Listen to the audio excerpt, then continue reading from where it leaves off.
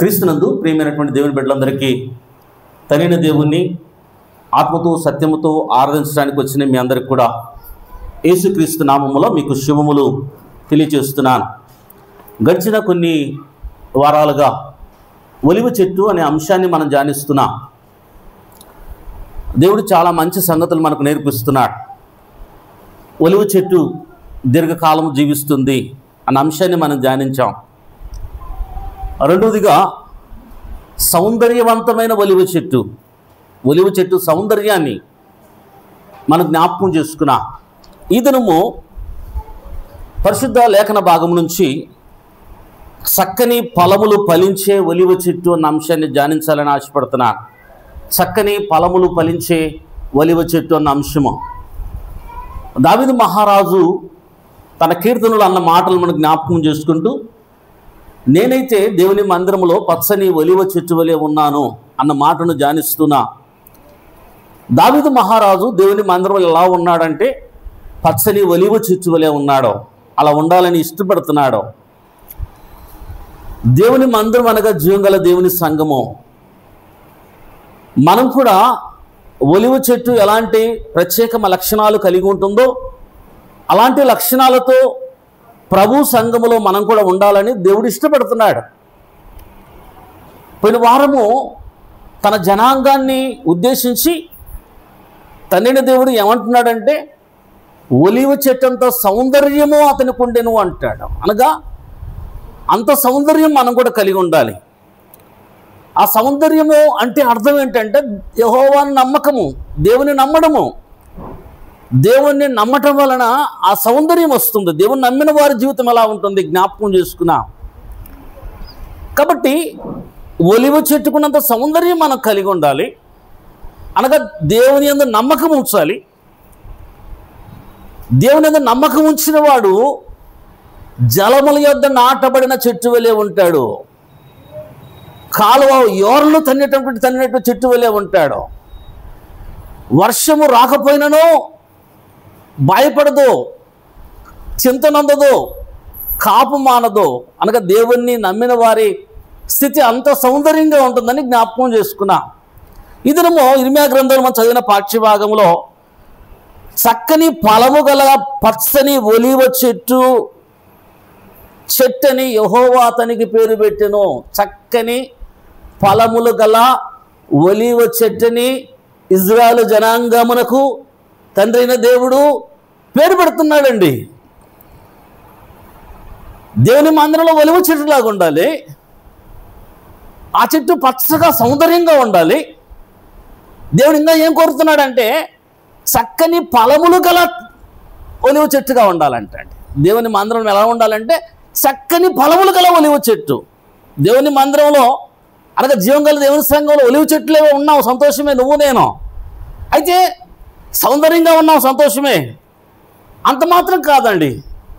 ఆ సౌందర్యంతో పాటు ఏం మనకు కావాలంటే ఫలములు కావాలి. చక్కని ఫలములు, మామూలు ఫలములు కాదండి. పరిశుద్ధాత్మ దేవుడు లేఖనాల ద్వారా మాట్లాడుతున్నాడు. మనందరం జీవంగల దేవుని సంఘంలో మనం ఉన్నాం. మనం ప్రభు సంఘంలో ఉన్నాం. ప్రభు సంఘంలో ఉన్న మనము చక్కని ఫలములు ఫలించే ఒలివ చెట్టుగా ఉండాలంటే. చక్కని ఫలాలు, మధురమైన ఫలాలు, శ్రేష్టమైన ఫలాలు, రుచికరమైన ఫలాలు, అందరూ మెచ్చే ఫలాలు ఉన్నామంటే ఉన్నాం కాదండి. సౌందర్యవంతమైన చెట్టులాగా ఉండాలి. ఆ చెట్టుకు చక్కని ఫలములు ఫలించే చెట్టులాగా ఉండాలి. దేవుడు అదే మనందరినీ కోరుతున్నాడండి. అనగా ఫలములు ఫలించాలంటే, మనం ఫలిమలో ఫలించాలంటే మనం ఎక్కడ ఉండాలి? దేవుని వాక్యంలో మనం జ్ఞాపకం చేసుకుంటే యోహాను సువార్త 15వ అధ్యాయము చక్కని మాటను పరిశుద్ధాత్మ దేవుడు జ్ఞాపకం చేస్తున్నాడండి. 15వ అధ్యాయము మనం ఫలములు ఫలించాలంటే 4వ వచనంలో గమనించినట్లయితే క్రీస్తు ప్రభువు ఈ మాటలంటూ నా యందు నిలిచియుండుడి. గమనించండి, నా యందు మీరుంటే మీ యందు నేను ఉంటాను. తీగ ద్రాక్షావళిలో నిలిచి ఉంటే గాని తనంతట తానే ఎలాగో ఫలించదో అలాగే నా యందు నిలిచి ఉంటే గాని మీరును ఫలించరు. మనం ఫలించాలి, చక్కని ఫలాలు ఫలించాలి. చక్కని ఫలాలు ఫలించే ఒలివ చెట్టు వలె ఉండాలి. చక్కని ఫలాలు ఫలించాలంటే ఎక్కడ మనం ఉండాలి అని వాక్యంలో గమనించినట్లయితే క్రీస్తు యేసునందు ఉండాలి. ద్రాక్షవల్లికి తీగలుగా ఉండాలి. ద్రాక్షవల్లిలో తీగలుగా ఉండాలి. క్రీస్తు యేసునందు మనం ఉండాలి. క్రీస్తు ప్రభువు సంఘములో మనం ఉండాలి. నువ్వు ఉంటేనే ఫలిస్తావు. నా యందు నిలిచి ఉంటేనే ఫలిస్తావు. చక్కని ఫలాలు ఎక్కడి నుంచి వస్తాయి అంటే మనం క్రీస్తు యేసులో ఉన్నప్పుడే అండి. క్రీస్తు యేసులో లేకుండా ఎంతకాలము దూరంలో ఉన్నా కూడా అది వ్యర్థమైన జీవితం అండి. క్రీస్తు యేసు నందు ఉన్న వారికి ఏ శిక్ష విధి లేదు అంటాడు. అనగా నువ్వు రక్షించబడాలన్నా, ఆ నిత్య నరకం నుంచి తప్పించబడాలన్నా ఎక్కడ ఉండాలంటే క్రీస్తు యేసు నందు ఉండాలి. క్రీస్తు యేసులోనికి బాప్తిసం తీసుకోవాలి. క్రీస్తు యేసును ధరించుకోవాలి. అప్పుడు ఫలిస్తాం. ఫలితమైన జీవితం అండి, ఫలమైన జీవితం. కనుక ప్రియదేవుని బిడ్డలారా, ఎక్కడుంటే చక్కని ఫలాలు ఫలిస్తామంటే క్రీస్తు యేసునందు ఉంటే ఫలాలు ఫలిస్తామండి. క్రీస్తు యేసును ధరించుకుంటే ఫలాలు ఫలిస్తాం. కనుక ఇంకొక మాట మనం గమనించినట్లయితే అదే 15వ అధ్యాయము 16వ వచనం గమనించినట్లయితే మీరు నన్ను ఏర్పరచుకొనలేదు, మీరు నా తండ్రి పేరట నా పేరట తండ్రిని ఏమి అడుగుదురో అది ఆయన మీకు అనుగ్రహించినట్లు మీరు వెళ్ళి ఫలించుటకును మీ ఫలమును నిలిచి ఉండుటకును నేను మిమ్మలను ఏర్పరచుకొని నియమించి తిని. దేవుడు ఎందుకు నిన్ను నియమించినాడు, ఎందుకు ఏర్పాటు చేసుకున్నాడు, ఎందుకు అంధకారమైన అధికారం నుంచి నిన్ను పిలిచాడు, చీకట్లో నుంచి ఆశ్చర్యకరమైన వెలుగులోనికి ఎందుకు నిన్ను పిలిచాడు అంటే నువ్వు ఫలించుటకు నేను నిన్ను ఏర్పరచుకొని నియమించి తిని. ఎంత చక్కగా అంటాడండి. ఎక్కడ నువ్వు ఫలిస్తావు అంటే క్రీస్తు యేసులో ఫలిస్తావు. నువ్వు ఫలించడానికే పిలిచాను. నువ్వు క్రైస్తవుడు ఎందుకు అయ్యావు అంటే నేను క్రైస్తవునిగా, క్రీస్తు ప్రభువు నిన్ను క్రైస్తవునిగా చేయడానికి ఎందుకు ఇష్టపడుతున్నాడు అంటే, ఎందుకు నిన్ను తన యొక్క సంఘములో తన శరీరంలో నిన్ను చేర్చుకున్నాడు అంటే నువ్వు ఫలించటానికండి.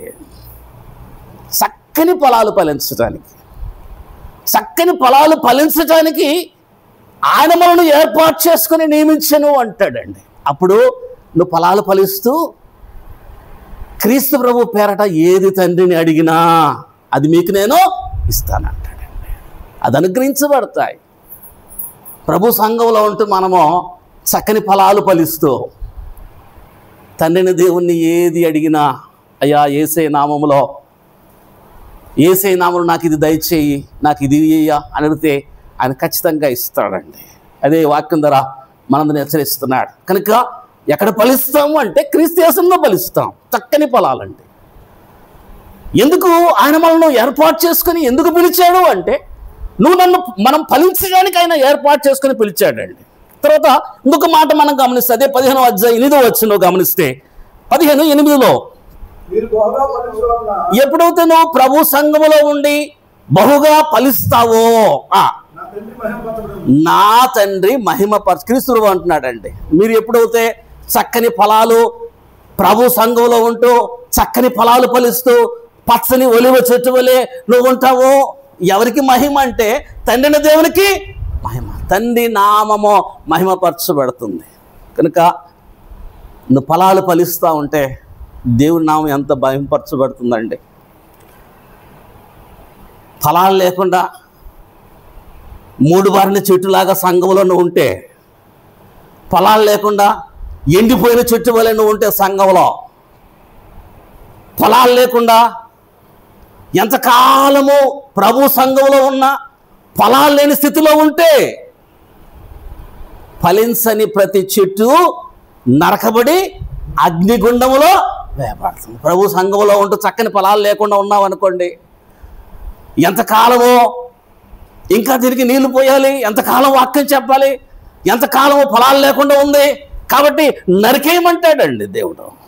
ఆ తీర్పు మనకు రాకముందే జీవంగల దేవుని సంఘములో చక్కని ఫలములు ఫలించే ఒలివ చెట్టు వలె ఉండాలని దేవుడు కోరుతున్నాడండి. అలా ఫలములు ఫలించడానికే నిన్ను పిలిచాడు, నిన్ను ఏర్పాటు చేసుకున్నాడు దేవుడు అండి. నువ్వు ఫలిస్తూ ఉంటే తండ్రిని దేవుని నామం మహిమపరచాలని దేవుడు ఇష్టపడుతున్నాడండి. కాబట్టి క్రీస్తు యేసునందు మనం ఫలించాలి. ఎలాంటి ఫలాలు ఫలించాలి, ఎలాంటి ఫలాలు మనలో ఉండాలి, ఎలాంటి చక్కని ఫలాలు ఉండాలి. మనం చాలాసార్లు ధ్యానిస్తున్నామండి. గళితీయులకు రాసిన పత్రిక 5వ అధ్యాయం, గళితీయులకు రాసిన పత్రిక 5వ అధ్యాయం 22వ వచనం మనం గమనించినట్లయితే, గళితీయులకు రాసిన పత్రిక 5వ అధ్యాయం 22వ వచనము, అయితే ఆత్మ ఫలములు ఏమనగా గమనించండి. ఎలాంటి ఫలాలు, ఎలాంటి చక్కని ఫలాలు ప్రభు సంఘంలో మనం ఉంటూ ఎలాంటి చక్కని ఫలాలు ఫలించాలి అంటే ఇక్కడ అంటే ఆత్మ ఫలములు ఏమనగా గమనించండి. ఏ ఫలం అంటే మనలో ఉండాలి? ప్రేమ ఉండాలి. ప్రేమ అనే ఫలము దేవుడు మనకు నేర్పించింది. ఆయన మనల్ని ఎంతగా ప్రేమించాడో, క్రీస్తు ప్రభు ఎంతగా ప్రేమించాడో, తండ్రి దేవుడు మనల్ని ఎంతగా ప్రేమించి క్రీస్తు ప్రభుని మన కొరకు ఇచ్చాడో, అనగా క్రీస్తు ప్రభు ప్రాణం పెట్టినంతగా మనల్ని ప్రేమించాడండి. మనం కూడా అలాంటి ప్రేమ కలిగి ఉండుటకు బదులము అంటాడండి. అలాంటి ప్రేమ మనం కలిగి ఉండాలి, అలాంటి ఫలం మనలో ఉండాలి. ప్రభు సంఘంలో ఉంటూ నీ జీవితంలో ప్రేమ లేదనుకోండి, నీ సహోదరుని ప్రేమించలేకపోతున్నావు అనుకోండి, నీ సహోదరుని ప్రేమించలేకపోతున్నావు అనుకోండి, మనుషుల భాషలతో మాట్లాడినను, దేవదూత భాషలతో మాట్లాడాను, ప్రేమ లేని వాడైతే నేను వ్యర్థులను, మోగిడి కంచును గనగనలాడు తాళమునై ఉందును అంటాడండి. ప్రేమ లేకపోతే, ప్రేమ అనే ఫలము లేకపోతే, ప్రేమ అనే చక్కని ఫలము ఫలిస్తూ దేవుని సంఘములో చక్కని ఒలివ చెట్టు వలె నువ్వు ఉండలేకపోతే వ్యర్థం కదండి. ఆ ఫలము చక్కని ఫలం ఉండాలి, ప్రేమించే మనస్సు ఉండాలి, ప్రేమించే గుణం ఉండాలి. కనుక ప్రియదేం బిడ్డలారా, ఆ ప్రేమించే ఆ ఫలం ఏంటి అంటే చాలా మనకు రెఫరెన్స్లు మనకు కనిపిస్తాయి. ప్రేమ గురించి ఎన్నోసార్లు ధ్యానించాం మనం అండి. ప్రేమ అంటే ఎటుదో, ఎలాంటి ప్రేమ, అగాపే ప్రేమ మనం కలిగి ఉండాలో చాలాసార్లు ధ్యానించాం. అయితే ఒకే ఒక మాట చెప్తానండి ప్రేమ గురించి, ఒకే ఒక మాటను మీతో జ్ఞాపకం చేస్తాను. గళితీయులకు రాసిన 5వ అధ్యాయం, క్షమించండి, యోహాను సువార్త 15వ అధ్యాయం 10-11 వచనాలు గమనించినట్లయితే ఒకే ఒక మాట అక్కడ క్రీస్తు ప్రభు మనతో అంటాడండి. 15వ అధ్యాయం 10-11 వచనాలు, చక్కని మాట.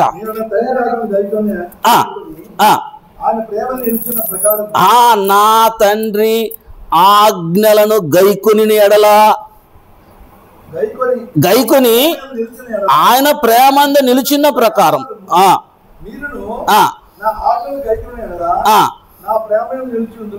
గమనించండి. ప్రేమ అనే ఫలము ఎప్పుడు ఉంటుందంటే, నేను నా తండ్రిని ఆజ్ఞలు గైకొని నేను నా తండ్రి యందు నిలిచి ఉన్నాను. క్రీస్తు ప్రభు అంటున్నాడు, నేను నా తండ్రి అనగా తండ్రిని దేవుడు చెప్పిన ప్రతి ఆజ్ఞను పాటించి ఎక్కడున్నాడంటే ప్రేమ యందు నిలిచున్నాడు.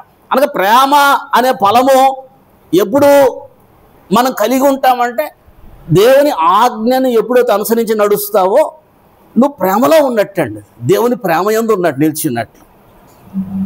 అనగా నేను నా తండ్రి ఆజ్ఞలు కనుక గైకొని నా తండ్రి ప్రేమ యందు నేను నిలిచున్నాను, మీరు నా ఆజ్ఞలు గైకోమంటాడు క్రీస్తు ప్రభు. అంటే మీరు నా ఆజ్ఞలు గైకొని నా ప్రేమ యందు మీరు నిలిచేయండి అని అంటాడు. అనగా ప్రేమ అనే ఫలం ఎప్పుడు మనం ఉంటా అంటే, క్రీస్తు ప్రభు ఆజ్ఞలు ఇచ్చాడో వాటిని నువ్వు గైకుంటూ ఉంటే, అనుసరించి నడుస్తూ ఉంటే నువ్వు ఎక్కడున్నావంటే క్రీస్తు ప్రభు ప్రేమలో ఉన్నట్లండి.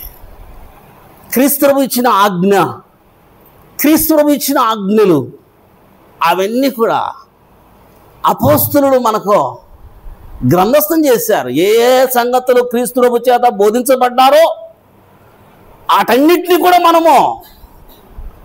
వాటన్నిటినీ మనకు వారు ఏం చేశారంటే బోధించారు. అపోస్తుల బోధ అదే అండి. కాబట్టి నువ్వు ఎప్పుడైతే అపోస్తుల బోధలో నిలిచి ఉంటావో క్రీస్తు ప్రేమలో నిలిచినట్లండి. క్రీస్తు ప్రేమలో నిలిచి ఉంటావో ప్రేమ అనే ఫలము కలిగినట్లండి, చక్కని ఫలము. కాబట్టి దేవుని వాక్యానుసారంగా జీవితం లేదనుకోండి, నీలో ప్రేమ అనే ఫలము లేనట్లే అండి. కనుక ప్రియమైన బిడ్డలారా, దేవుని సంఘములు ఎలా మనం ఉండాలి? చక్కని ఫలములు ఫలించే ఒలివ చెట్టు వలె ఉండాలి. ఏ ఫలము ఫలించాలి? ఆత్మఫలాలు ఫలించాలి. ఆత్మఫలాలలో శ్రేష్టమైనది ప్రేమ. ప్రేమ అంటేనండి, ప్రేమ సంతోషము అనగా రెండో ఫలము సంతోషమైన ఫలం. క్రైస్తవులు ఎలా ఉండాలంటే సంతోషంగా ఉండాలి. సినిమా చూస్తూ సంతోషించాలా, లేకపోతే హ్యాపీగా తింటూ సంతోషించాలా? ఎలా సంతోషంగా గడపాలి? చాలామంది సంతోషంగా గడపడం అంటే కనుక తాగుతా సంతోషిస్తారు, తింటా సంతోషిస్తారు, జోకులు వేసుకుంటా సంతోషిస్తారు. అయితే సంతోషమైన ఫలము ప్రభు సంఘంలో ఉన్నవారు ఎలాంటి ఫలము కలిగి ఉండాలంటే, ఫిలిప్పీయులకు రాసిన పత్రిక 4:4 ఏంటంటే, ఎల్లప్పుడూ ఆనందించండి, ప్రభునందు ఆనందించండి. మరలా చెబుతాను, ప్రభునందు ఆనందించండి. మన సంతోషము ఎక్కడ ఎవరితో ఉండాలంటే ప్రభునందు మన సంతోషం ఉండాలి. ప్రభునందు ఎప్పుడైతే సంతోషము నువ్వు అనుభవిస్తూ ఉంటావో అప్పుడు ఆ సంతోషమైన ఫలము, ఆత్మఫలము నువ్వు కలిగి ఉన్నట్లండి. ప్రభునందు నువ్వు ఎప్పుడు సంతోషిస్తావు? పాటలు పాడుకుంటూ సంతోషిస్తావు, ప్రార్థన చేసుకుంటూ సంతోషిస్తావు, దేవుని వాక్యాన్ని ధ్యానిస్తూ సంతోషిస్తావు, సంఘంతో సహవాసం కలిగి ఉంటూ సంతోషిస్తావు, దేవుని మాటలు ఒకరినొకరు ధ్యానించుకుంటూ సంతోషిస్తామండి. కాబట్టి ప్రభువునందు ఉంటూ సంతోషించటం, సంఘంలో నువ్వు నేను అలాంటి ఫలము కలిగి ఉండాలి. ఇప్పుడు ఆరాధన చేస్తూ ఆరాధనలో సంతోషించటం అండి. తండ్రి దేవుణ్ణి నువ్వు పాడుతూ ఆరాధన చేస్తూ నువ్వు సంతోషిస్తూ ఎంత బాగుంటుందండి. ప్రార్థన చేస్తూ ఒక స్నేహితుడిలాగా నీ కష్టం అంతా చెప్పుకుంటూ ఆయన ఆరాధన చేస్తుంటే ఎంత బాగుంటుందంటే, ఎంత సంతోషం ఉంటుంది. నీ భారమంతా తండ్రి దేవునితో పంచుకొని, నీ కష్టమంతా పంచుకొని ఒక స్నేహితుడిలాగా, అయ్యా ఇది నేను భరించలేనయ్యా, ఈ కష్టం నేను భరించలేకున్నాను, ఈ ఆర్థిక ఇబ్బంది నేను జయించలేకున్నాను, ఈ యొక్క అవమానాలు నేను భరించలేకున్నాను. నిజంగా ఎప్పుడైతే నువ్వు తండ్రి దేవునితో ఒక స్నేహితుడిలాగా నువ్వు నీ బాధను చెప్పుకుంటూ ఉంటావో, ఆ బాధంతా ఆయన మీద మోపి ఎప్పుడైతే ఉంటావో నీ హృదయం అంత సంతోషంగా ఉంటుందండి. సమాధానంతో నీ హృదయం నిండిపోతుంది. కాబట్టి దేవుని బిడ్డలారా, దేవుని మందిరంలో చక్కని ఫలములు ఫలించే ఒలివ చెట్టు వలె నువ్వు నేను ఉండాలని తండ్రి నా దేవుడు ఇష్టపడుతున్నాడు. దేవుని మందిరంలో అనగా జీవగల దేవుని సంఘంలో సౌందర్యవంతమైన ఒలివ చెట్టు వలె ఉండాలని దేవుడు ఇష్టపడుతున్నాడు.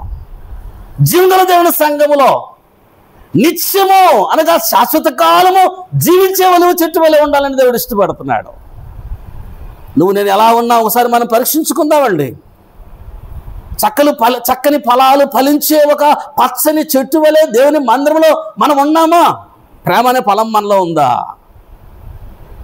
క్రీస్తుడు వచ్చి చూసినప్పుడు, మన మధ్య సంచరిస్తూ ఉన్నప్పుడు ఆయన ఏ విధంగా 7 సంఘాల మధ్య సంచరిస్తుంటాడో, అలాగా ఆరాధన జరిగేటప్పుడు మనతో సహవాసం చేస్తూ మనతో సంచరిస్తున్నప్పుడు నీలో ఆ ఫలాలు లేకుండా ఉంటే అండి, ప్రేమ లేకుండా ఉంటే, సంతోషము లేకుండా ఉంటే,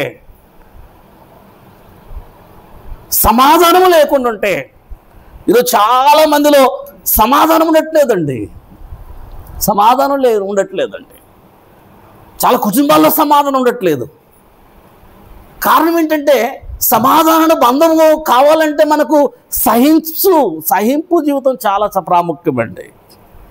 సమాధాన బంధం కలిగి చాలాసార్లు జ్ఞాపకం, ఈ సమాధానం కావాలంటే ఒకరినొకరు సహించే గుణము, ఒకరినొకరు ప్రేమించే గుణము, అప్పుడే సమాధానము సాధ్యమవుతుందండి. సమాధానం అనే బంధము సాధ్యమవుతుంది. సమాధానం అనే ఫలాన్ని నువ్వు నేను కలిగి ఉంటాము. సహింపు లేకుండా ఉంటే, ఓర్పు లేకుండా ఉంటే, ప్రేమల చేత అతకబడకుండా ఉంటే సమాధానం అనే ఫలము ఎలా సాధ్యమవుతుంది? దేవునిని చూస్తే నువ్వు అందరికీ సమాధానకరంగా కనిపించాలి. నేను సమాధానాన్ని అనుగ్రహించడానికి వచ్చానంటాడు. నీకు నేను శాంతిని అనుగ్రహించడానికే లోకానికి వచ్చానంటాడు క్రీస్తు ప్రభు అంటే. అనగా ఆ శాంతి అనే ఫలం మనం అనగా సమాధానము, శాంతి అనే ఫలం ఉండడానికే క్రీస్తు లోకానికి వచ్చాడు, ఇవ్వడానికండి. కనుక మనం కలిగి ఉండాలని దేవుడు కోరుతున్నాడు.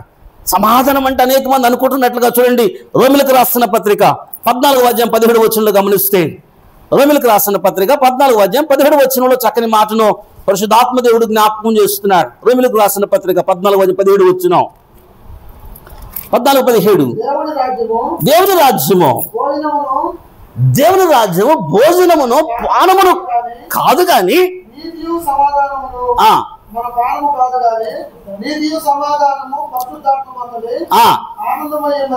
గమనించ. దేవుని రాజ్యం అంటే భోజనం పానం కాదు.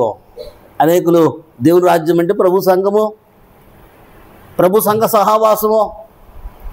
ప్రభు సంఘము అంటే ఎప్పుడు అన్నాలు తినడము, ప్రేమ విందులు చేసుకోవడము, తాగడము, తినడము కాదండి. అది కాదు సంఘము అంటే. దేవుని రాజ్యం అనగా, సంఘం అనగా, సహవాసం అనగా ఏమంటాడంటే నీతియు సమాధానమును పరిశుద్ధాత్మ యందలి ఆనందమునై. సంఘము అంటే దాంట్లో ఏం కనిపించాలంటే నీతి కనిపించాలి. దేవుని వాక్యానుసారంగా నడిచే జీవితము, దేవుని వాక్యానుసారంగా అనుసరించి నడిచే జీవితమే నీతియుక్తమైన జీవితం అండి. సంఘంలో, సహవాసంలో ఏం కనిపించాలంటే నీతి కనిపించాలి, సమాధానము కనిపించాలి, పరిశుద్ధాత్మ యందలి ఆనందము కనిపించాలి. పరిశుద్ధాత్మ యందలి ఆనందము. ఒకరినొకరు అలాంటి ఆనందాన్ని సంఘంలో మనం పంచుకోవాలి ప్రియదేవుని బిడ్డలారా. అది దేవుని రాజ్యం అంటే, అది దేవుని సంఘం అంటే, అది దేవుని సహవాసం అంటే. ఆ ఆనందము, పరిశుద్ధాత్మ యందలి ఆనందము, ఆనందాన్ని మనం అనుభవిస్తున్నామా? ఆ సమాధానాన్ని అనుభవిస్తున్నామా? ఆ నీతియుక్తమైన జీవితాన్ని మనం అనుభవిస్తున్నామా? ఒకసారి మనం జ్ఞాపకం చేసుకుందామండి. అలాంటి ఫలము కావాలని ఆశపడతారు. అలాంటి చక్కని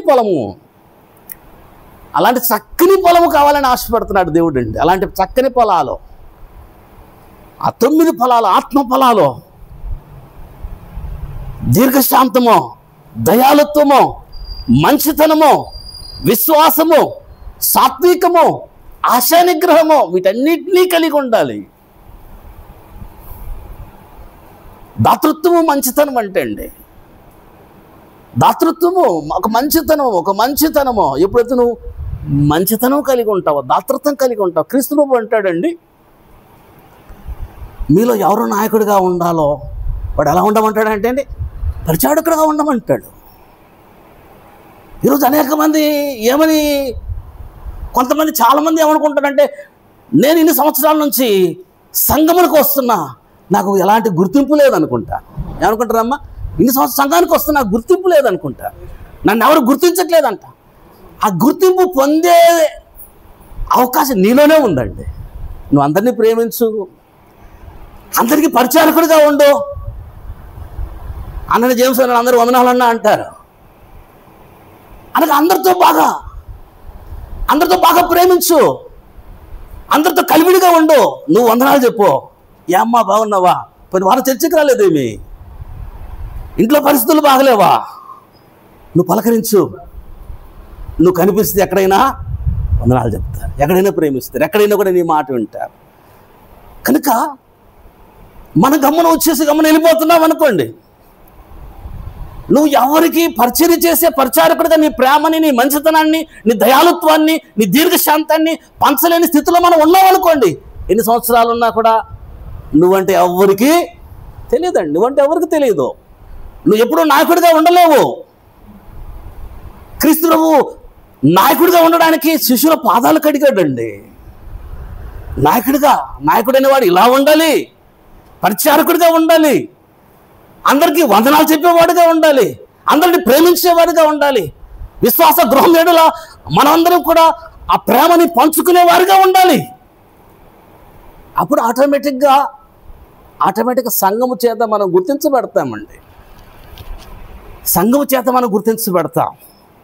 కాబట్టి ఇప్పుడు దేవుని బిడ్డలారా, మంచితనము, దయాలుత్వము, విశ్వాసము, ఇవన్నీ ఫలాలు, చక్కని ఫలాలు, ఆత్మ ఫలాలు. దేవుని మందిరంలో చక్కని ఫలాలు ఫలించే పచ్చని ఒలివ చెట్టు అనే పేరు పెట్టాలని దేవుడు నన్ను ఇష్టపడ్డాడండి. ఆయన నీలో ప్రేమ లేకుండా ఉంటే, మంచితనం లేకుండా ఉంటే, దయాలత్వం లేకుండా ఉంటే, విశ్వాసం లేకుండా ఉంటే, ఎన్ని సంవత్సరాల నుంచి సంఘంలో బాప్తిజం తీసుకున్న తర్వాత 30 సంవత్సరాల నుంచి ఈ సహోదరి ఉంది, ప్రేమ లేదు, కొట్టే అంటాడు దేవుడు. అంటే నరికే అగ్నిలో పడి ఎందుకు ఈ భూమి వేస్ట్ అవ్వాలి? ఈ నీరు వేరే చెట్టుకు పెడితే ఫలిస్తుంది కదా, వేరే చెట్టు ఈ భూమిలో నాటితే అది ఫలిస్తుంది కదా. అంటే నా పరిస్థితి ఎలా ఉంటుంది ప్రియమైన బిడ్డలారా? కాబట్టి దేవుడు చూసినప్పుడు ఎలా మనం ఉండాలంటే చక్కని ఫలములు ఫలించే ఒలివ చెట్టు వలె ఉండాలి. అలాంటి లక్షణం కలిగి ఉండాలని తండ్రిని దేవుడు మనందరినీ కూడా జ్ఞాపకం చేస్తున్నాడండి. కాబట్టి ఈ ఫలాలు మనము చక్కని ఫలాలు ఫలిస్తూ సౌందర్యవంతమైనటువంటి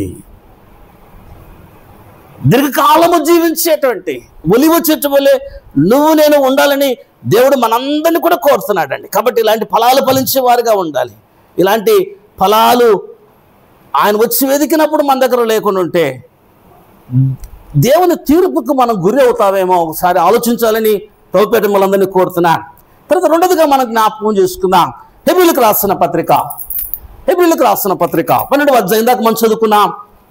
లేఖన భాగం నుంచి మనం జ్ఞాపకం చేసుకున్నాం. హెబ్రీయులకు రాసిన పత్రిక 12వ అధ్యాయం 12వ అధ్యాయము 11 నుంచి మనం చదివినట్లయితే, మరియు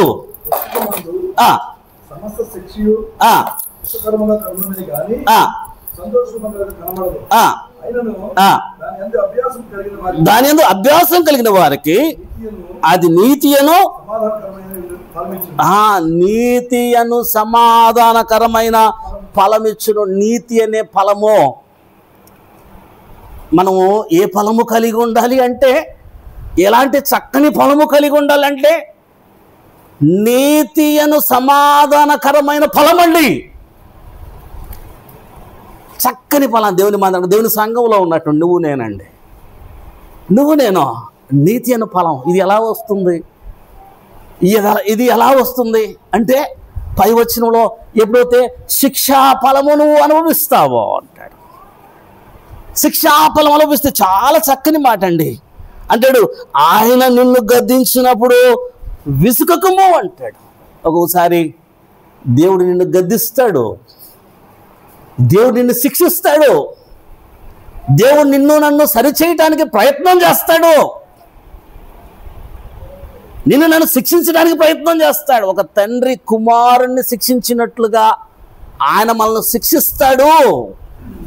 అప్పుడంట మనము విసుకకుము అంటాడు. ఆయన గద్దించినప్పుడు నువ్వు విసుకకుము, ప్రభు తాను ప్రేమించిన వారిని శిక్షించి తాను స్వీకరించు ప్రతి కుమారుని దండించరా. ఆయన నువ్వు కుమారునిగా కుమార్తెగా స్వీకరిస్తున్నాడు అంటే ఆయనను దండిస్తాడు, ఆయనను గద్దిస్తాడు, ఆయనను శిక్షిస్తాడు, దండిస్తాడు, గద్దిస్తాడు, శిక్షిస్తాడు. వాక్యం ద్వారా మనల్ని హెచ్చరిక చేస్తాడు, వాక్యం ద్వారా గద్దిస్తాడు, వాక్యం ద్వారా బుద్ధి చెప్పడానికి ప్రయత్నం చేస్తాడు, వాక్యం ద్వారా సరిచేయడానికి ప్రయత్నం చేస్తాడు. ఆయన చేసినప్పుడు మనం ఏం చేయాలంటమ్మా? రివర్స్ అవ్వాలా? ఏం చేయాలంట?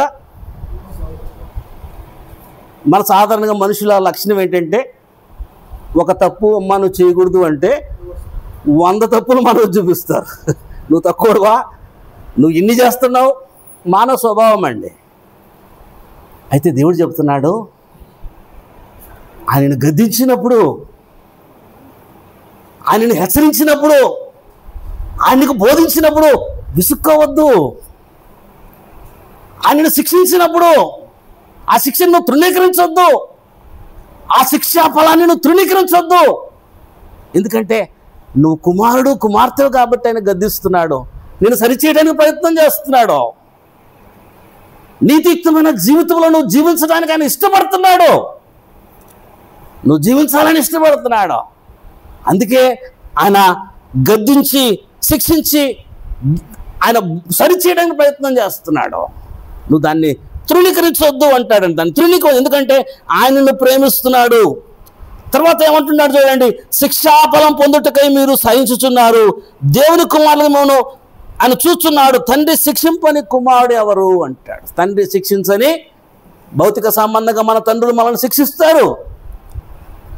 ఎందుకంటే మనం సరైనటువంటి త్రోవలో వెళ్ళడానికి. అలాగే ఆత్మలకు తండ్రి అయిన దేవుడు మనల్ని శిక్షిస్తాడు. ఒకసారి కొన్ని కష్టాలు వస్తాయి, మనకు శ్రమలు వస్తాయి, మనకు నిప్పు లాంటి కొలిమి వస్తుంది, ఒక్కోసారి సైన్స్ లేని శ్రమలు వస్తాయి. ఆ శిక్షా ఫలాన్ని తృణీకరించొద్దు. ఈరోజు అనేక మంది అలాంటి ఏదైనా కొంచెం సెగ తగిలితే చాలండి, కష్టం వస్తే చాలండి, ఈజీగా దేవుణ్ణి దూషించి మరి వెళ్ళిపోతారు, దేవుణ్ణి తిట్టి మరి వెళ్ళిపోతారు. అయితే పరిశుద్ధాత్మ జ్ఞాపకం చేస్తున్నాడంటే, ఆయనను శిక్షిస్తే, ఆయనను గద్దిస్తే నువ్వు తృణీకరించొద్దు, నువ్వు విసుగొద్దు. ఎందుకంటే ఆయన నిన్ను ప్రేమిస్తున్నాడు. ఇప్పుడు నీకు ప్రస్తుతం ఆ శిక్ష దుఃఖకరంగా ఉంటుంది, నువ్వు సహించలేనిదిగా ఉంటుంది, నువ్వు భరించలేనిదిగా ఉంటుంది, అవమానంగా ఉంటుంది. అయితే అది ఏమవుతుందంటే నీతి అను సమాధాన ఫలము అవుతుంది. గమనించండి. కాబట్టి ప్రియమైన బిడ్డలారా, సహించే క్రైస్తవులో, దేవుని శిక్షను తృణీకరించని క్రైస్తవులో ఎలాంటి ఫలము కలిగి ఉంటారంటే నీతి అను సమాధానమైన ఫలమును జీవం గల దేవుని సంఘములో ఇలాంటి చక్కని ఫలాన్ని మనం కలిగి ఉండాలండి. ఇలాంటి చక్కని ఫలము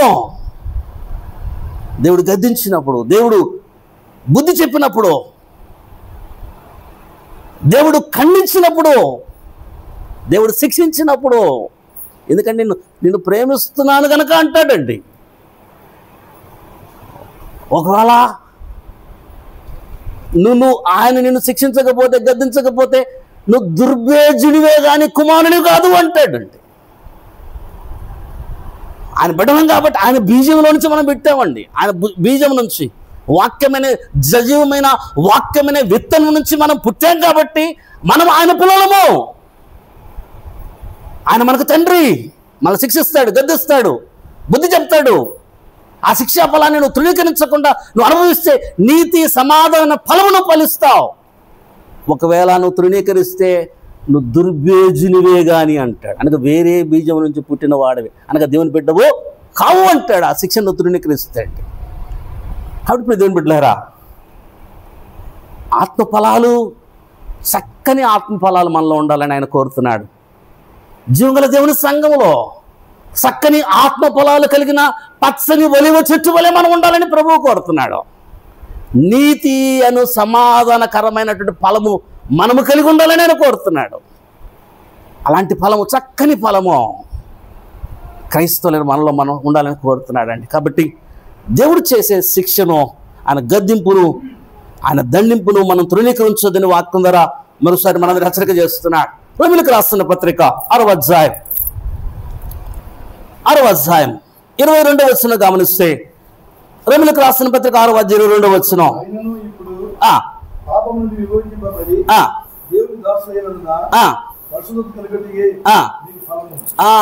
పరిశుద్ధత కలుగుటయే మీకు ఫలము అంటాడండి. పరిశుద్ధత కలుగుటయే మీకు ఫలము. దాని అంత ఎప్పుడైతే పరిశుద్ధత అనే ఫలమును కలిగి ఉంటావో దాని అంతము నిత్య జీవము అంటాడండి. అనగా నా ఆశ ఏంటంటే నిత్య జీవం వెళ్ళాలండి, తండ్రి అయిన దేవునితో నిత్యం మనం ఉండాలని మన ఆశ అండి. మన ఆశ తీరాలంటే ఎలా ఉండాలంటే పరిశుద్ధత అనే ఫలము కలిగి ఉండాలండి. చక్కని ఫలము, పరిశుద్ధునిగా ఉండాలి. దాన్ని నేను ఎప్పుడు అంటాను, నేను పరిశుద్ధుని కనుక మీరును పరిశుద్ధిగా ఉండండి. మీరు పరిశుద్ధులుగా ఉండండి. మీ శరీరం పరిశుద్ధంగా ఉండాలి, మీ ఆత్మ పరిశుద్ధంగా ఉండాలి, మీ జీవం పరిశుద్ధంగా ఉండాలి. క్రీస్తునప్పుడు రాకడలో అది నిందారహితంగా ఉండాలి అంటాడండి. నిర్దోషమైందిగా ఉండాలంటాడు. అనగా ఆయన పరిశుద్ధుడు కనుక నీ శరీరాన్ని పరిశుద్ధంగా ఉంచుకుంటూ పరిశుద్ధమైన ఫలము ఫలించాలి. నీ ఆత్మను పరిశుద్ధంగా ఉంచుకుంటూ పరిశుద్ధమైన ఫలము ఫలించాలి. క్రీస్తు నీకిచ్చిన జీవము, ఆ జీవాన్ని పరిశుద్ధంగా మనం కాపాడుకోవాలి. ప్రియమైన బిడ్డలారా, కాబట్టి లోకంలో చాలా ఆచారాలు ఉన్నాయి, లోకంలో చాలా చెడు అలవాట్లు ఉన్నాయి. అయ్యో, అవన్నీ కూడా నిన్ను అపవిత్రుడిగా మార్చడానికి ప్రయత్నం చేస్తాయి. ఆచారాల్లోకి వెళ్ళావనుకో అపవిత్రుడైపోతావు, పరిశుద్ధంగా ఉండలేవు. లోకంలో చాలా దురలవాట్లు ఉన్నాయి. అలవాట్లలో ఏది నీకు అలవడినా అది నిన్ను అపవిత్రుడిగా చేస్తుందండి. శరీర కార్యాలు నీ శరీరాన్ని అపరిశుద్ధంగా మార్చేస్తాయి. కాబట్టి నువ్వు పరిశుద్ధంగా ఉంటే, పరిశుద్ధమైన ఫలము కలిగి ఉంటే, చక్కని ఫలం అండి. పరిశుద్ధత అనే చక్కని ఫలాన్ని అనగా మనం ఎలా ఉండాలంటే, క్రీస్తు ప్రభువులో ఎలా పరిశుద్ధుడు. క్రీస్తు ప్రభు అంటాడు, నాలో పాపం ఉన్నదని మీరు ఎవరు నిరూపిస్తారు? మన దేవుడు అబద్ధమాడ జాలని వాడండి. తన స్వభావానికి విరుద్ధంగా ఏది చేయజాలని వాడు మన దేవుడండి. ఎంత పరిశుద్ధుడు! ఒక్క పాపం కూడా క్రీస్తు ప్రభువులో చూపించలేకపోయినారు, ఒక్క తప్పు కూడా చూపించలేకపోయినారు.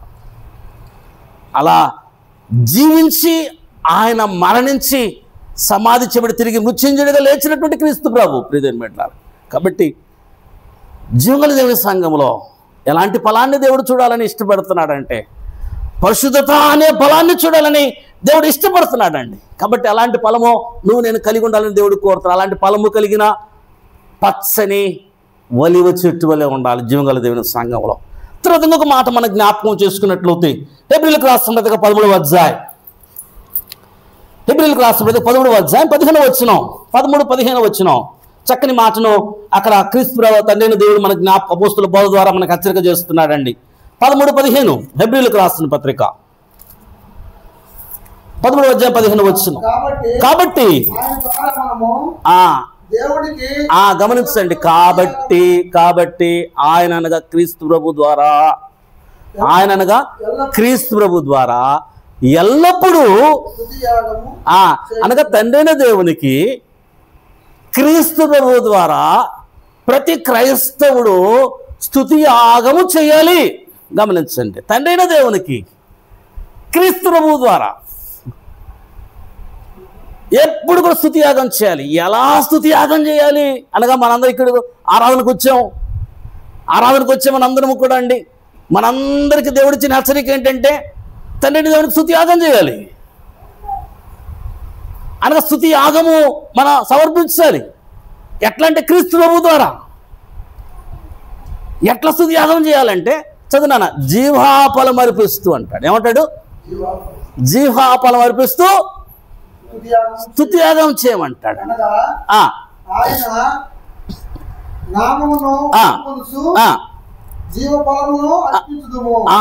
ఆయన నామమును ఒప్పుకొనుచు జీవాఫలమును అర్పించు. గమనించండి, తండ్రి దేవునికి స్తుతి యాగము చేయాలంటే మనందరం ఎలాంటి ఫలము కలిగి ఉండాలంటే, జీవాఫలము కలిగి ఉండాలండి.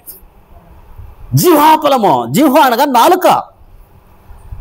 నాలుక యొక్క ఫలము ద్వారా తండ్రిన దేవునికి స్తుతి యాగము అర్పించాలి. వచ్చి గమ్మును కూర్చోడం కాదు, ఆరాధనకు వచ్చి గమ్మును కూర్చోడం కాదండి. క్రీస్తు ప్రభు ద్వారా తండ్రిన దేవుని స్తుతి యాగం చేయాలి. ఆరాధనకు వచ్చి గమ్మున సెల్ చూసుకోవడం కాదు. క్రీస్తు ప్రభు ద్వారా తండ్రిన దేవునికి స్తుతి యాగం చేయాలి. ఆత్మతో సత్యముతో తండ్రిన దేవుని ఆరాధన చేయాలి. పాటలు పాడుతూ నీ జీవ యొక్క ఫలము, ఈ ఫలము ఏంటంటే పాటలు పాడడం. పాటలు పాడుతూ ఈ యొక్క ఫలము ఉపయోగిస్తూ ఏం చేయాలంటే, తండ్రిని దేవునికి మనం స్తుతులు చెల్లించాలి, స్తుతియాగం చేయాలి. అందరికి పాటల పుస్తకాలు ఇవ్వబడుతున్నాయి. పాడిన పాటలే మనం చాలాసార్లు పాడతాం. అనగా కంఠస్థం కూడా చాలా పాటలు వచ్చి ఉంటాయండి. నువ్వు జీవంగల దేవుని సంఘంలో ఉంటూ కుర్చీలో కూర్చొని మౌనంగా ఉంటే ఆయన ఇతని దగ్గర, ఈ సహోదరి దగ్గర ఫలము లేదు అంటాడండి. జీవా ఫలము అనిపించట్లేదు. కాబట్టి జీవం గల దేవుని సంఘంలో చక్కని జీవాఫలం కలిగి ఉండాలండి. సంఘముతో కలిసి పాడుతూ ఈ ఫలాన్ని అర్పిస్తూ తండ్రిన దేవుణ్ణి ఆరాధన చేయాలి. సంఘం అంతటితో కలిసి. నిజంగా మన దేశంలో పాటలు పాడడం నామోషి అనుకుంటారేమో తెలియదు కానీ అండి, చాలామంది సిగ్గుపడి గమ్మున ఉంటారు. సంఘంతో కలిసి పాటలు పాడరండి. అమెరికా దేశంలో కానీ అనేక దేశాల్లో వాళ్ళు పాడతారు, ఎంత చక్కగా పాడతారండి. కోరస్తో పాటు చాలా చక్కగా పాడతారు. వచ్చిన వారందరూ పాడతారు. సీయోను కొండ మీద 1,44,000 మంది ఎలాగ కొత్త కీర్తన పాడినప్పుడు విస్తారమైన నదులంత ధ్వని వచ్చిందో అలాంటి ధ్వనిని దేవుడు కోరుతున్నాడండి. ఎట్లా అంటే నీ జీవాఫలం ద్వారా, నీ జీవాఫలం ద్వారా. ఒకరిద్దరు పాడితేనే గంభీరంగా ఉంటుంది. ఒకరిద్దరు పాడితేనే ఎంత ఆనందంగా ఉంటుంది, ఎంత గంభీరంగా ఉంటుందండి. అందరూ పాడితే అందరూ తమ యొక్క స్వరం ఉన్నంత వరకు ఈ యొక్క ఫలాన్ని దేవునికి అర్పించి స్తుతియాగం అర్పిస్తే ఎంత ధ్వని వస్తుందండి, ఎంత ఆనందంగా ఉంటుంది, ఎంత సంతోషంగా ఉంటుంది. దేవుడు అలాంటి ఫలము నీలో ఉండాలని చక్కని ఫలం దేవుడు కోరుతున్నాడు. నువ్వు మౌనంగా కూర్చోవడానికి వచ్చేటటువంటి వేస్ట్, ఫలము లేకపోతే వేస్ట్, నువ్వు వచ్చి కూడా వేస్ట్. పాడుతూ ఆయన ఆరాధన చేయలేకపోతే, ప్రార్థన చేస్తూ ఆరాధన చేయలేకపోతే వ్యర్థమండి. ఫలము లేనటువంటి ఈ చెట్టును కొట్టేయమంటాడు. ఎందుకు వచ్చి కూర్చోవడం? నువ్వు ప్రార్థన చేసుకుంటావు దేవుణ్ణి అండి, స్తుతులు చెల్లిస్తూ సంఘముతో కలిసండి ఆరాధన చేయడం. సంఘముతో కలిసి మనం ఆయన్ని స్తుతియాగం అర్పించటం, క్రీస్తు ద్వారా ఆయనకి ఆ జీవాపాలను అర్పించడం ఎంతో గొప్ప ధన్యత ప్రియదేవుని బిడ్డలారా. కాబట్టి జీవం గల దేవుని సంఘములో నువ్వు పాడుతూ నీ జీవాపాలను అర్పించాలని దేవుడు కోరుతున్నాడు. ప్రార్థన చేస్తూ జీవాపాలను అర్పించాలని దేవుడు కోరుతున్నాడు. నీకు అవకాశం వస్తే దేవుని వాక్యాన్ని ప్రకటిస్తూ జీవాపాలం అర్పించాలని ప్రభువు కోరుతున్నాడు. దేవుని వాక్యాన్ని ధ్యానిస్తూ జీవాపాలను అర్పించాలని ప్రభువు కోరుతున్నాడు. పాత నిబంధన కాలంలో గొర్రెలను మేకలను బలులు అర్పించి దేవుని ఆరాధన చేసేవారండి ఇజ్రాయేల్ ప్రజలు. అయితే నిన్ను ఆ యాజకుడిగా క్రీస్తు ప్రభు ద్వారా నిన్ను నన్ను దేవుడు యాజకుడిగా చేశాడు. ఎందుకంటే ఆత్మసమైన బలులు, పాటలు పాడడం ఆత్మసమైన బలి, ప్రార్థన చేయడం ఆత్మసమైన బలి, వాక్యాన్ని ధ్యానిస్తూ లేకపోతే ప్రకటిస్తూ ఉండడం ఆత్మసమైన బలి, కానుకలిస్తూ దేవునికి పరిచయంగా దేవుని పరిచర్యలు సహకరించిన ఆత్మసమైన బలి. ప్రభు యొక్క బలలో పాలిభాగస్తులవుతూ ఆయన ఆరాధన చేయడం ఆత్మసమైన బలి అండి. ఇలాంటి ఈ ఆరాధనలు, ఈ బలంతా అర్పించడానికి రాజులైన యాజక సమూహముగా ఆయన సొత్తైన ప్రజలుగా ఆయన మనల్ని చేశాడు. మన సామాన్యమైన అన్య జనాంగం మనం. అయితే క్రీస్తు ప్రభు ద్వారా దేవుడు మనకేం చేయండి, రాజులైన యాజక సమూహముగా ఆయన సొత్తైన ప్రజలుగా దేవుడు మనల్ని చేశాడు. ఎందుకంటే ఈ బలులను అర్పించాలని, ఈ బలులు అర్పించాలంటే ఈ జీవ యొక్క ఫలాన్ని నువ్వు ఫలించాలండి. కాబట్టి నాలుక యొక్క ఫలాన్ని నేను ఫలించాలని దేవుడు కోరుతున్నాడు. చక్కని ఫలములు కల పచ్చని ఒలీవ చెట్టు. ఎంత చక్కని మాట అండి, ఎంత పెంచి పేరు పెట్టుకున్నాడు తండ్రైన దేవుడు తన యొక్క బిడ్డలకు. చక్కని ఫలములు కల పచ్చని, ఆయనకి ఎంత ఆశ ఉంటే ఆ పేరు పెట్టుకుంటారు. మనందరం చక్కని ఫలాలు ఫలించాలని, ఆత్మ ఫలాలు ఫలించాలని, పరిశుద్ధత అనే ఫలం ఫలించాలని, నీతి అనే ఫలం ఫలించాలని, జీవాఫలం ఫలించాలని. కనుక మనందరం ఈ చక్కని ఫలాలు ఫలించాలని దేవుడు మనందరిని కోరుతున్నాడు. సత్క్రియలు అనే ఫలము బైబిల్ అందరం మనం చూస్తామండి. చాలా శ్రేష్టమైన ఫలం సత్క్రియలు అనే ఫలం. క్రైస్తవులు ఏముండాలంటే మంచి క్రియలు. క్రైస్తవుడు అంటేనే ఒక మంచి పనులు చేసేవాడు. సత్క్రియలు చేయటానికే దేవుడు మనల్ని ఏర్పాటు చేసుకున్నాడు. ఎఫెసీయులకు రాసిన పత్రిక 2వ అధ్యాయంలో ఆ మాట మనకు కనిపిస్తుందండి. కాబట్టి దేవుని బిడ్డలారా, ఇలాంటి చక్కని ఫలాలు మనం ఫలించాలని తండ్రి దేవుడు మనందరినీ కోరుతున్నాడు. ఇలాంటి చక్కని ఫలములు కల పచ్చని ఒలీవ చెట్టు వలె జీవం గల దేవుని సంఘములో నువ్వు నేను ఉండాలని తండ్రిని దేవుడు ఇష్టపడుతున్నాడు. దావీదు మహారాజు ఎలాగా దేవుని మందిరములో పచ్చని ఒలీవ చెట్టు వలె ఉండాలని ఇష్టపడుతూ ఉన్నాడో, అలాగ తండ్రిని దేవుడు నిన్ను నన్ను ఆ చక్కని ఫలాలు ఫలించే పచ్చని ఒలీవ చెట్టు వలె ప్రభు సంఘములో మనం ఉండాలని ఇష్టపడుతున్నాడు. అనగా చక్కని ఫలాలు మనం ఫలించాలంటే క్రీస్తు యేసునందు ఉండాలి. క్రీస్తు యేసునందు ఉంటే నువ్వు ఫలిస్తావు. ఆ ఫలాలు ఫలించడానికే నేను నిన్ను పిలిచాడు, నిన్ను ఏర్పాటు చేసుకున్నాడు. ఆ ఫలాలు ఫలించినప్పుడే తండ్రిన దేవుని నామం మహిమపరచబడుతుంది. ఆ ఫలాలే ఆత్మ ఫలాలు. ప్రేమ కలిగి ఉండడం, సంతోషం కలిగి ఉండడం, దీర్ఘశాంతం కలిగి ఉండడం, మంచితనం కలిగి ఉండడం, విశ్వాసం కలిగి ఉండడం, ఆశా నిగ్రహం కలిగి ఉండడం, సాత్వికం కలిగి ఉండడం, ఇవన్నీ ఫలాలు కలిగి ఉండడం. దేవుని తీర్పు రాకముందే ప్రియమైన బిడ్డలారా, ఎందుకు ఈ స్థలం వేస్ట్ అవ్వాలి? ఎందుకు ఇంకా నీరు పోయాలి? ఇన్ని సంవత్సరాల నుంచి ప్రభు సంఘములో నాటబడిన ఒలివ చెట్టు ఇది చక్కని ఫలాలు ఫలించట్లేదు. ప్రేమ లేదు, సాత్వికం లేదు, దీర్ఘశాంతం లేదు, దయాలుత్వం లేదు, జీవాఫలం అర్పించదు, నీతి అనే ఫలము లేదు, పరిశుద్ధత లేదు. ఎందుకు ఈ చెట్టు? నరికేయండి అంటే నరకంలో పడిపోతాం ప్రియమైన బిడ్డ. కాబట్టి దేవుని తీర్పు మన మీదకి రాకముందే, దేవుడు మన మీద కోపగించుకోకముందే మనము దేవుని సంఘములో చక్కని ఫలములు ఫలించే ఒలివ చెట్టు వలె ఉండాలని పరిశుద్ధాత్మ దేవుడు మనందరినీ కోరుతున్నాడు. దేవుడు చిన్న మాట మన విడుకలో దీవించి ఫలింపచేయును కాక. దీవించి మరికొన్ని సంగతులు వచ్చి వారం ధ్యానిద్దాం.